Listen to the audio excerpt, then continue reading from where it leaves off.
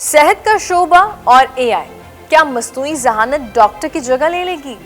ذرا تصور کریں، آپ اسپتال پہنچتے ہیں، ڈاکٹر ابھی آپ سے بات بھی نہیں کرتا، لیکن ایک کمپیوٹر آپ کی x ray, C T scan, خون کے ٹیسٹ، میڈیکل ہسٹری کا تجزیہ کر کے چند سیکنڈز میں ممکنہ بیماریوں کی فہرست تیار کر دیتا ہے۔ کچھ سال پہلے تک یہ منظر صرف سائنس فکشن فلموں میں نظر آتا تھا، لیکن آج دنیا کے کئی اسپتالوں میں یہ حقیقت بنتا جا رہا ہے۔ مصنوعی ذہانت یعنی آرٹیفیشل انٹیلیجنس اب صحت کے شعبے میں خاموشی سے ایک انقلاب برپا کر رہی ہے۔ لیکن سوال یہ ہے کہ کیا اے آئی واقعی ڈاکٹر سے بہتر تشخیص کر سکتی ہے؟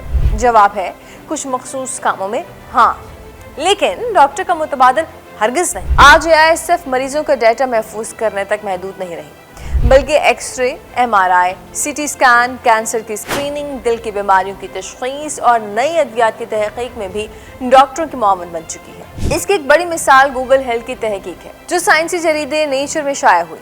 اس تحقیق میں اے آئی نے چھاتی کے کینسر کی میموگرافی کا تجزیہ کرتے ہوئے فالس پازیٹیو اور فالس نیگیٹو یعنی غلط تشخیص کے امکانات کو نمایاں حد تک کم کیا ہے، جس سے مریضوں کی زیادہ درست اسکریننگ ممکن ہو سکے۔ صرف تشخیص ہی نہیں، تحقیق کے میدان میں بھی اے آئی نے حیران کن پیش رفت کی ہے۔ ڈیپ مائنڈ کے تیار کردہ الفا فولڈ نے 20 کروڑ سے زائد پروٹین سٹرکچرز کی پیش گوئی کر کے حیاتیاتی تحقیق کا رخ ہی بدل دیا۔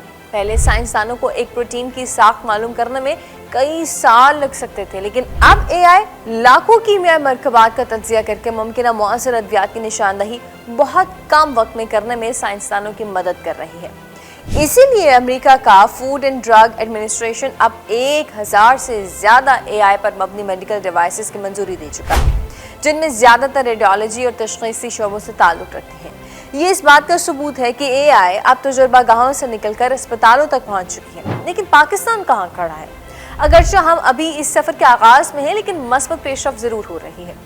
آغا خان یونیورسٹی ہسپتال میں ریڈیولوجی اور طبی تحقیق کے شعبوں میں اے آئی کے استعمال پر کام جاری ہے۔ پاکستان کے ریڈیولوجی ماہرین کے مطابق اے آئی ایک سیکنڈ ریڈر کے طور پر ڈاکٹر کی مدد کر سکتی ہے، یعنی X ray, C T scan اور ایم آر آئی کی تشریح میں دوسری رائے دے سکتی ہے، مگر حتمی فیصلہ اب بھی ماہر ڈاکٹر ہی کرتا ہے۔ دوسری جانب شوکت خانہ میموریل کینسر ہسپتال روزانہ 400 سے زائد ریڈیولوجی پروسیجرز انجام دیتا ہے اور جدید digital imaging, P T C T, M R I اور پی اے سی ایس جیسے جدید نظام استعمال کر رہا ہے۔ ماہرین کا ماننا ہے کہ مستقبل میں ایسے مراکز میں اے آئی کینسر کی جلد تشخیص اور علاج کے فیصلوں میں مزید مؤثر ثابت ہو سکتی ہے۔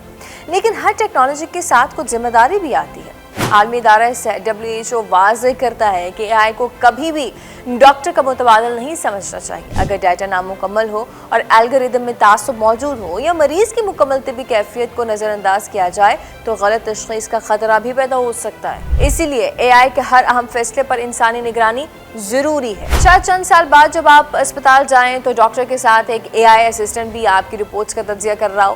اے آئی بیماری کو جلد پہچان سکتی ہے، لاکھوں رپورٹس چند لمحوں میں پڑھ سکتی ہے، لیکن مریض کا درد محسوس نہیں کر سکتی، نہ ہی انسانی ہمدردی اور طبی تجزیے کی جگہ لے سکتی ہے۔ اس لیے مستقبل ڈاکٹر بمقابلہ اے آئی کا نہیں، بلکہ ڈاکٹر پلس اے آئی کا ہے، اور یہی امتزاج دنیا کو زیادہ تیز، زیادہ درست، زیادہ محفوظ طبی سہولیات فراہم کرنے کی امید بھی دلا رہا ہے۔